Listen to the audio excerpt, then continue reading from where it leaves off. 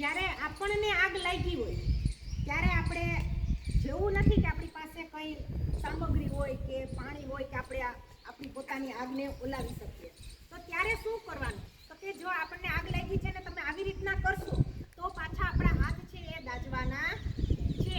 એટલા માટે જ્યારે આપણા શરીર ઉપર જ્યારે આગ લાગી હોય ત્યારે સૌ પ્રથમ જો આપણી પાસે રૂમાલ હોય તો રૂમાલને નાકે બાંધી લેવો, કારણ કે ધુમાડો છે એના કારણે આપણો શ્વાસ છે એ ગુંગળાઈ જાય. જો આપણી પાસે રૂમાલ હાજર નથી તો આપણે આપણા બંને હાથ છે એને આ રીતના નાકના રક્ષણ માટે આ રીતના રાખી દેવાના. ત્યાર પછી ધીમે ધીમે આ રીતના જમીન ઉપર બેસી જવાનું છે. પછી ધીમેથી સુઈ જાય અને આ રીતના રોલ ઓવર કરવાનું છે, જેથી કરીને આપણા શરીર ઉપર જે લાગેલી આગ છે તે બુઝાઈ જાય અને વધારે આગળ છેલ્લે નહીં.